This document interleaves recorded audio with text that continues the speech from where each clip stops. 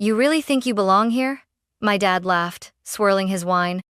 My sister leaned in and whispered, just loud enough for the table to hear, "She smells like pig manure." I said nothing. I simply folded my napkin, placed it on my lap, and smiled. They had no idea. 5 years ago, I left the city in disgrace, the weird farm girl who dropped out of college to raise pigs.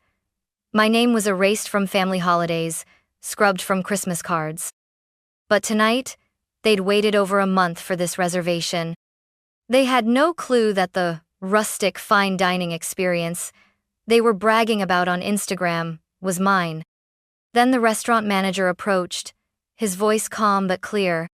"Welcome back, Miss Hannah. Your usual table is ready." Dad choked on his wine. That was the exact moment everything changed. And I'd waited 5 years for it. I wasn't always the girl who made my father choke on his wine. Once, I was just Hannah Clark, the middle daughter, the odd one out, the one who smelled like the wrong kind of ambition.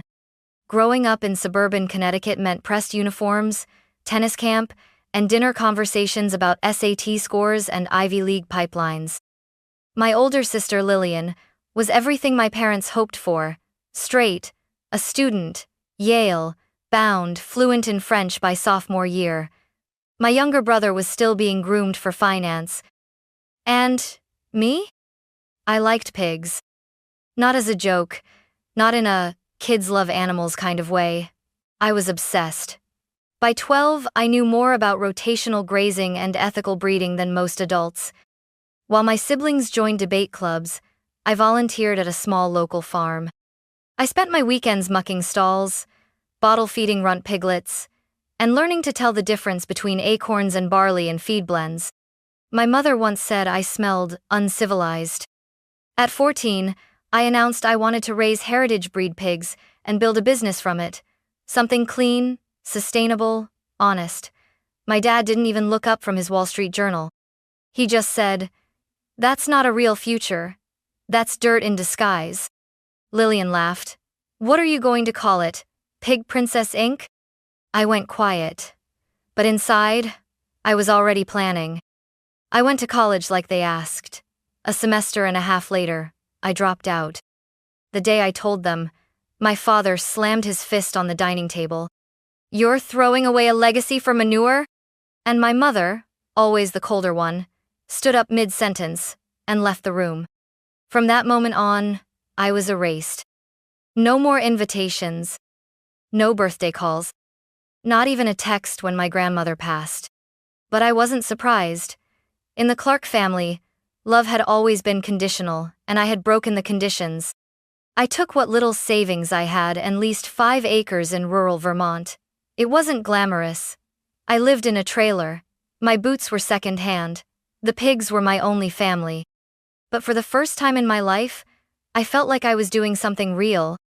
And even though I worked 16-hour days in freezing mud, even though I cried some nights because the silence felt bottomless, even though I sold bacon at farmers markets for pennies, I never once wished I'd stayed.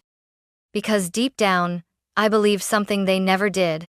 That honesty, labor, and purpose could build something beautiful. Even if it started with mud. The early years were brutal. I started with 7 pigs, all rescues from a defunct operation that had abandoned them in the middle of winter.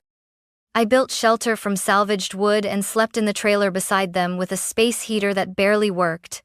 Every dollar I made went to feed and vet bills. Every hour of rest felt like a stolen luxury. People thought I was crazy, the pig girl. They called me at the general store, half joking, half pitying. Even the local farmers rolled their eyes when I talked about raising pigs without hormones, without confinement crates, letting them roam in pastures and root freely. "Sounds cute until they tear up an acre overnight," one of them said. They weren't wrong. I made mistakes. I lost money. But I kept going. I documented everything. Every muddy mistake. Every sunlit moment when the piglets napped in hay. Every time I made something edible, from scratch pork belly with maple glaze, slow roasted shoulder with heirloom apples. I didn't do it for attention at first, but one day, in a moment of tired defiance, I posted a video on social media. What happens when you respect the animal? Real pork, real process. I filmed myself pulling fresh bacon from the smoker, plating it next to eggs from my neighbor's coop and greens I'd grown behind the trailer. I uploaded it and forgot about it. 3 days later, it had 2 million views. Suddenly, people wanted to know more, not just about the pigs, but about the food. How did you make that crackling so crispy? Where can I taste this? Do you sell it anywhere? An editor from a food blog reached out. Then a reporter from a regional magazine. Then came the email I couldn't believe. A small investor group out of Boston wanted to talk. They'd seen my content. They liked my values. They wanted in on something small, farm to fork, rustic dining with a real story. I didn't know how to draft a business plan, but I knew how to build trust. I invited them to dinner, right there at the farm, under a string of hardware store lights and mismatched tables. I cooked 6 courses from scratch, all with my own pork. They signed the next day. That's how the Honest Pig was born first, just a converted barn with 12 tables, later a full-fledged restaurant with a wait list. People drove hours to eat there. Some stayed the night in their cars. It was real. It was growing. I still mucked stalls every morning. But now, when I looked at my pigs, I saw more than survival. I saw a future one built not in spite of the mud, but because of it. We opened the first official location of the Honest Pig, 9 months after that backyard dinner. It wasn't fancy, just an old feed store we gutted and rebuilt with help from local carpenters and 3 college interns who believed in what I was doing. The walls were reclaimed barnwood, the tables handmade from pine, the chairs mismatched on purpose. There was no sign outside, just a small iron pig silhouette above the door. But what mattered was the smell.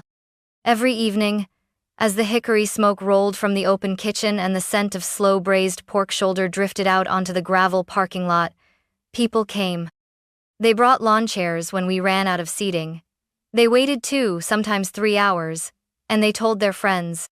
I built the menu from everything I'd learned in the field. Pork chops with apple cider juice, crispy pig ear tacos with lime crema, house-cured ham served over skillet cornbread with hot honey. Everything came from small farms I trusted, including my own.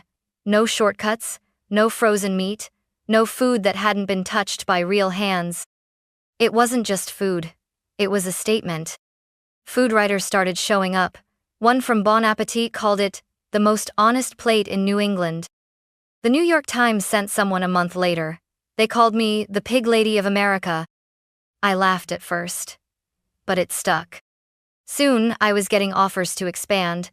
Most of them were wrong big money, with big strings attached. I turned them all down, until I met Gloria Sandoval, a Latina entrepreneur who'd built her own bakery empire from scratch. She said, "What you've built is beautiful. Let's scale it without selling your soul." We partnered. I kept the name, the food, the vision. She brought the systems, the network, the discipline. Together, we opened the flagship location in the heart of Boston, inside a restored train station with vaulted ceilings and exposed brick. The kind of place my parents might visit and say, "This is real dining." It had a 6-month wait list within 2 weeks. We made Forbes 30, under 30. I was invited to speak at food summits and sustainability panels. And I still refused to put my face on the website. I didn't want the brand to be about me. I didn't need their applause. Especially not theirs. My family still didn't call. They probably assumed I was running some roadside meat shack. They had no idea their friends were posting selfies inside my restaurant. And when I got the email from my sister, dinner reservation confirmed, can't wait to celebrate my engagement with the family at the Honest Pig. I stared at the screen for a long time. They had no clue. They'd waited 5 weeks for that table. And now, they were walking right into my world. The reservation email came from my sister, Lillian. Family dinner to celebrate our engagement finally. 7:30 p.m., Saturday. You better show up, Hannah. You owe Mom at least that much. Attached below was the confirmation. Table for 7. The Honest Pig. Flagship. I reread it 3 times. They had no idea. They had waited 5 weeks for that table. Our flagship location was booked out nearly 2 months in advance for weekends. Lillian must have pulled every string she had to secure that spot. Or maybe she knew someone. Or maybe she just begged. But one thing was clear. They didn't know who owned the place.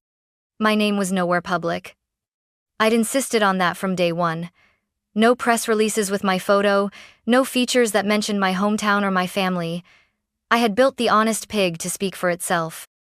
Now, it was about to speak to them. Part of me considered calling the manager and canceling the reservation. I could claim a double booking or kitchen renovation. But something held me back. Not revenge. Not even pride. Just readiness. I wasn't that girl anymore, the one who ran from their judgment, who cried quietly when they forgot her birthday, who pretended she didn't care when she was left off the family Christmas card. I had built something real, something loved, something good. If they were going to see me again, it wouldn't be at some awkward backyard reunion or polite brunch. It would be here, in my house, on my terms. Surrounded by everything they told me would never amount to anything. I replied to Lillian's email 2 hours later. Confirmed. I'll be there. I arrived 10 minutes early. Not through the staff entrance like I usually did. Not in my kitchen boots or with flour on my sleeve. I wore a clean denim dress, leather boots still dusty from the farm, and a faded corduroy jacket my pigs had once chewed a corner of. I didn't bother covering the scent of hay and smoke that clung to me. I wasn't here to pretend. The hostess smiled when she saw me. "Miss Hannah," she said quietly, with a knowing nod. "Let them seat me last," I whispered. "Just like any other guest." She understood. From the hallway, I could already hear the voices. My mother's clipped tone, my father's low hum as he read the wine list out loud like it was scripture. Lillian's high-pitched laugh bounced off the brick walls. I lingered near the sidebar, unseen, until the hostess gave me the cue. Then, I walked in. The table fell quiet for half a second, just long enough for all eyes to land on me. Then my father chuckled. "You really think you belong here?" he said, shaking his head. I forced a smile. "Good evening, everyone." Lillian leaned toward my mother and said with an audible whisper, "She smells like pig manure." I didn't react. I pulled out the only empty chair and sat down. My boots made a soft thud against the hardwood. My hands were clean, but not manicured. My hair was brushed, but still held a slight frizz from the barn air. I looked exactly like myself. "You could have dressed up a little," my mother murmured behind her champagne flute.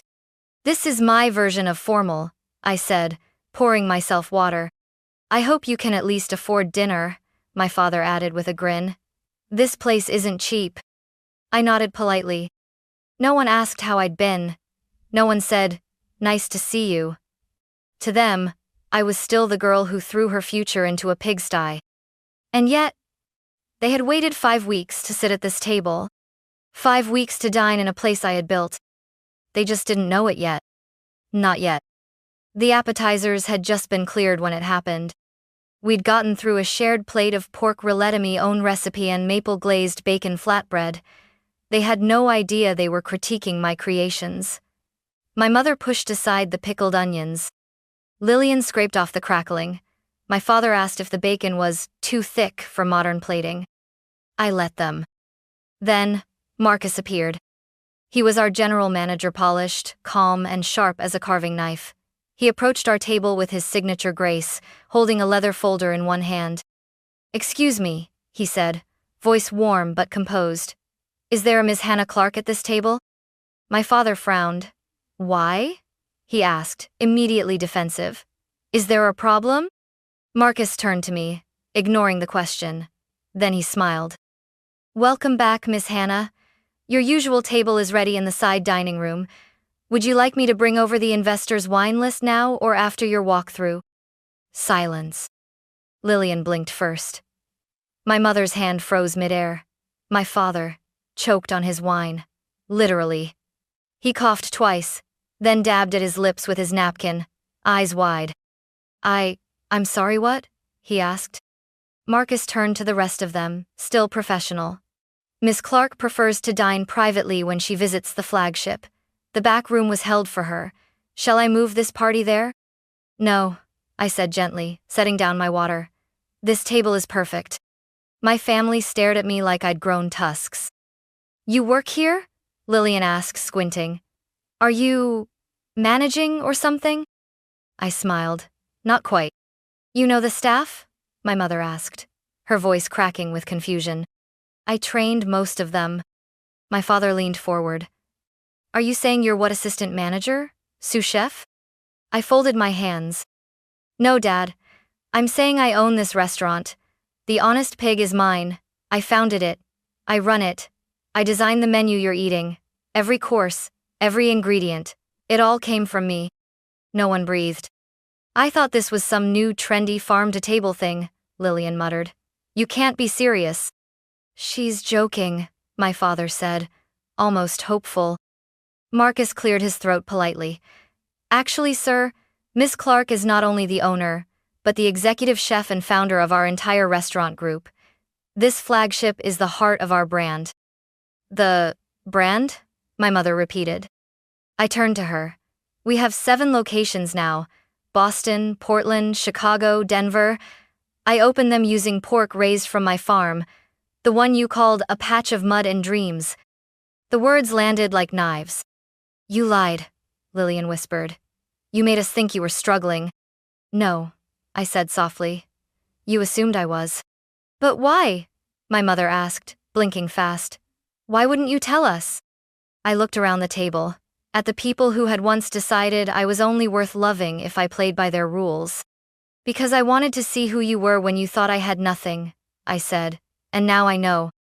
Marcus, still standing by, spoke again. Chef Miranda would like your opinion on the heirloom rib rub, Miss Clark, before the team finalizes the spring menu. I stood. I'll be back shortly, I said, adjusting my jacket.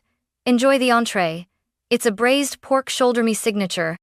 Then I walked away, leaving the table in stunned silence. I returned to the table 15 minutes later. They hadn't moved.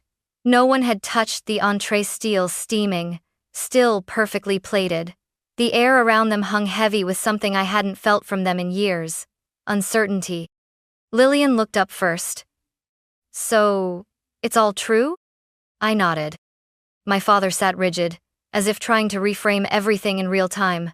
You built all of this? Yes, I said quietly. From scratch. From the pigs you once laughed at. My mother adjusted her pearl necklace, her go-to gesture when caught off guard. But the funding, the operations, the growth, how could you? I worked 3 jobs the first year, I cut in. Slept in a trailer with blisters on my hands. Cooked on a single burner for farmers in the rain. I saved. I borrowed. I pitched. And I made every dollar count. Lillian leaned back. You could have called. You didn't have to cut us off. I raised an eyebrow. You cut me off the day I said I wanted to raise pigs. You called it shameful. You told people I was going through something. You said I'd come crawling back. We were worried, my mother said, but it sounded more like a defense than an apology. You were embarrassed, I corrected. You thought I'd chosen something unworthy, but you were wrong. I didn't choose pig farming instead of success. I chose it instead of your version of success. No one spoke. Funny, I added, how you all waited 5 weeks to eat at a place you didn't even know I owned. The same place you now say smells like manure. Lillian flushed. That was, look, I didn't mean. You did, I said gently. And it's fine, because it reminded me who I used to be to you, and who I'll never be again. My father cleared his throat, trying to retake control. What matters now is this achievement. Hannah, you've done something remarkable, and I think we all want to acknowledge that. I don't need acknowledgement, I replied. I need respect, real respect, not the kind that arrives only after a Forbes article or a reservation confirmation. There was a pause. Then Lillian asked, So what now? You cut ties forever? Let this dinner be the last? I looked at her for a long moment. No, I said. But from now on, everything changes. If we're going to have a relationship, it will be on my terms. That means no jokes about pig manure, no sideways glances at my boots. No more wondering how I can afford things. I think we can manage that, my father said, stiffly. I'm not finished, I added. They all stilled again. I don't want any networking favors, no investment offers, no guest invites to events so you can show off your daughter's restaurant. I'm not a family trophy now that I'm successful. I'm still the same girl who loved the smell of soil and hay more than silk and champagne. My mother's lip trembled, but she said nothing. And one more thing, I said. I'm proud of what I built, but I'm prouder that I built it without bending to become someone you'd finally accept. My voice softened. I'm here tonight not because I need your approval. I'm here because I finally don't. Lillian exhaled. Okay, she said quietly. That's fair. And, I added after a pause, if you'd like, I could host the rehearsal dinner here, as my gift. Her eyes widened. You'd do that? You're still my sister, I said. But let's be clear, this isn't about proving myself to you. It's about offering what I've built, on my own terms. For the first time all night, she smiled, a real one. Across the table, my mother's eyes glistened. My father looked down, almost ashamed. Maybe for the first time in his life. I'd like that, Lillian said softly. And I'd like to know more. About what you do. About how you got here. You'll have to come early, I smirked. I'll show you how to feed the pigs. She laughed. I just might. And in that moment, for the first time in years, the table didn't feel like a battlefield. It felt like a beginning. Later that night, after the plates had been cleared and the last glasses of cider sipped to silence, I stepped into the kitchen. My sanctuary. Miranda, my head chef and the backbone of this flagship, looked up from the pass window and grinned. So, how was dinner with the royals? I laughed. They choked on the pork, metaphorically and literally. She raised an eyebrow. The rub too spicy? No, I said. The truth was, we reviewed the spring menu changes, tasted a sliver of smoked belly for salt, adjusted the char on the seared loin. The usual rhythm of a closing shift grounded me like it always did. When the team finally wrapped up and the lights dimmed to the after-hours glow, I lingered near my office. I checked my phone. A message from Lillian. That was a lot, but thank you. Also, can we talk next week? I'd love to bring someone by the farm. No judgment, just curiosity. I smiled. Maybe she meant it. Maybe she didn't. But for the first time, she was reaching out not to correct me, but to understand me. I typed a short reply. Sure, wear boots. I turned off the kitchen lights and walked to the back patio or staff break area that overlooked the small herb garden we kept on site. Even in the city, I'd insisted we grow our own thyme and mint, basil and chives. A reminder of where it all began. The night was quiet, cool, the kind of quiet that doesn't feel empty but earned. I sat on the wooden bench by the rosemary bush and opened my leather-bound notebook, the one I used when things felt too big for screens. I wrote, I used to believe that success would feel like applause, but it doesn't. It feels like stillness, like peace, like not flinching when someone questions your path, because you no longer need to defend it. It feels like mud on your boots in a room full of crystal, and not caring. It feels like walking into a restaurant and knowing every scent, every story, every soul behind the dishes, because you built it. It feels like being the same girl they once called foolish, and not needing to prove them wrong anymore. I closed the notebook and looked up at the sky.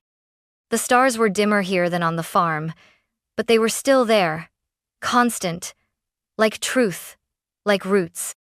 And I knew, finally, I had come full circle. Not because they saw me now, but because I no longer needed them to.